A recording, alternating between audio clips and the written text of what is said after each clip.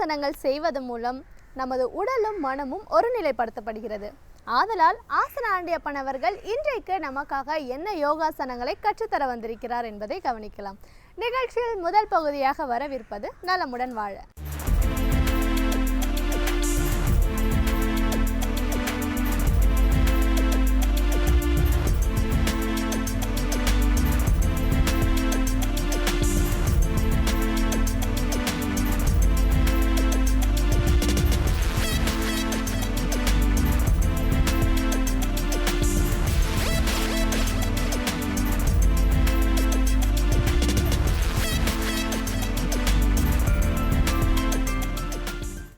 என் அருமை உலகத் தமிழ் மக்களே, தாய்மார்களே, பெரியோர்களே, சிறார்களே, என் அருமை சீடர்களே, யோக நண்பர்களே, யோக விரும்பிகளே, உங்கள் அனைவருக்கும் என் இனிய காலை வணக்கம்.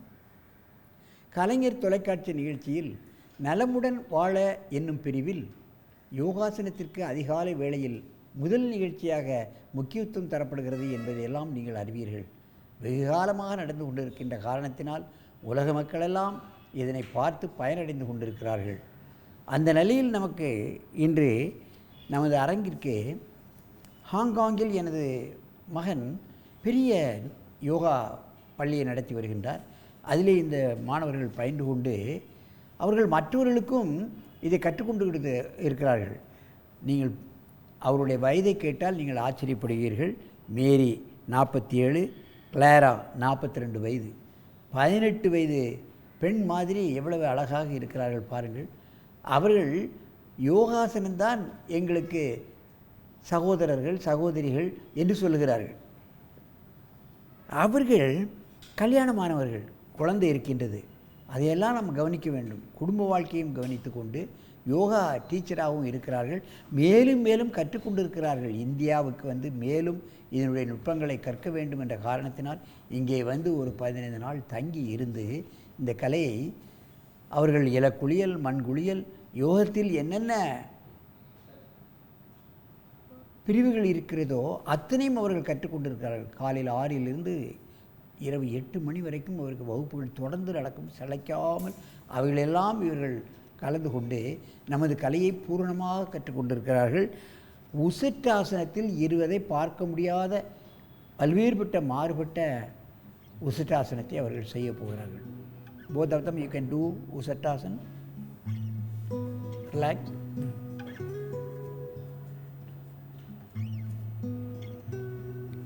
உசட்டாசனத்தை பற்றி நாம் எத்தனையோ சொல்லியிருக்கின்றோம். பாருங்கள், 40 வயதுக்கு மேற்பட்டவர்கள் எவ்வளவு அழகாக முழுமையாக இந்த உசட்டாசனத்தை செய்கிறார்கள் பாருங்கள்.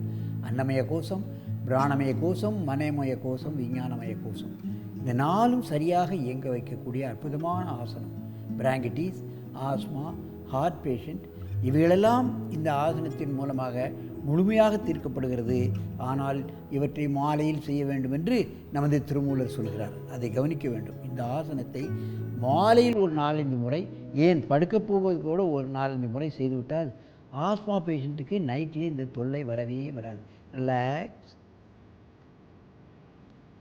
You can do next variation.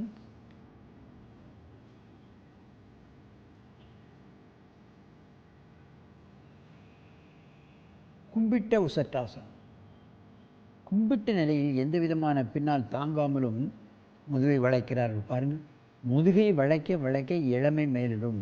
42 18ஆக மாறிக்கொண்டிருக்கிறது நீங்கள் நேரடியாக பார்க்கின்ற காட்சி என்பதை நீங்கள் தெரிந்து கொள்ள வேண்டும். ரிலாக்ஸ். Next variation.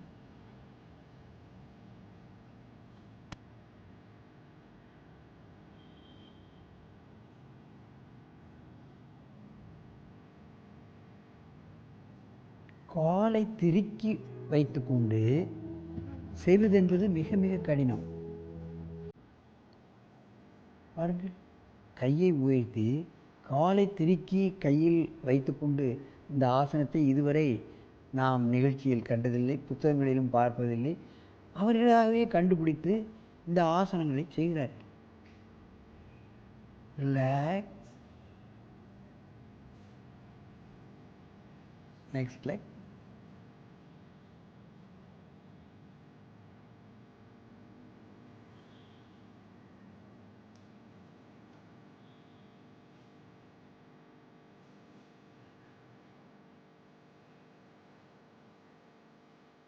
பின்வளைவு ஆசனத்தை செய்வது என்பது சற்று கடினம். ஏனென்றால் நாம் யாரும் பின்னால் விளையக்கூடிய சந்தர்ப்பமே கிடையாது. முன்னால் விளையக்கூடிய சந்தர்ப்பம் இருந்தால் கூட அதை கூட செய்வதில்லை. இவர்கள் பின்னால் எந்த அளவுக்கு விளைகிறார்கள் என்பதை பார்க்க வேண்டும். நான் ஏற்கனவே பலமுறை சொல்லியிருக்கின்றேன், பின்னால் வளைய வளைய வளைய நமது இளமை மேலிடும், வயோதிகத்தன்மை தள்ளி போடப்படும். இதை பார்க்கின்ற நேயர்களே, வெளிநாட்டுக்காரர்கள் நம் கலைக்கு எந்த அளவுக்கு முக்கியத்துவம் கொடுத்து பல்லாயிரக்கணக்கான மைல்களுக்கு அங்கே இருந்து இங்கே வந்து இந்த ஆசனத்துடைய பல்வேறு நுட்பங்களையும் தெரிந்து கொண்டு அவர்கள் அங்கே போய் மற்றவர்களுக்கு கற்றுத்தருகிறார்கள். மேலும் அங்கே உள்ள எனது பையனின் நிலையத்துக்கும் சென்று இந்த கலையை கற்றுக்கொண்டிருக்கிறார்கள் என்றால் அவர்கள் எந்த அளவுக்கு இதை விரும்புகிறார்கள் என்பதை நாம் பார்க்க வேண்டும். ஹாங்காங் எங்கே இருக்கின்றது, சென்னை எங்கே இருக்கிறது என்பதை நீங்கள் பார்க்க வேண்டும். குடும்பத்தில் உள்ளவர்கள் தங்களுடைய குடும்பத்தை விட்டுவிட்டு, குழந்தைகளை விட்டுவிட்டு, தன்னுடைய கணவன்களை விட்டுவிட்டு இங்கே வந்திருக்கிறார்கள் என்று சொன்னால் 15 நாள் 20 நாள் இங்கே இருந்து பழகி பல்வேறு கோயில்களுக்கு சென்று அங்கே உள்ள யோகாசன நிலைகளையெல்லாம் பார்த்து ஆச்சரியப்படுகிறார்கள். ஆகவே இது போன்ற ஆசனங்களை அவர்களை பார்த்தாவது நாமும் பழகி நமது உடலையும் உள்ளத்தையும் ஆரோக்கியமாக வைத்துக்கொண்டு நெடுது இனிது வாழ வேண்டும் என்று கேட்டு உங்களிடமிருந்து விடைபெறுவது ஆசனம் ஆண்டியப்பன். வணக்கம்.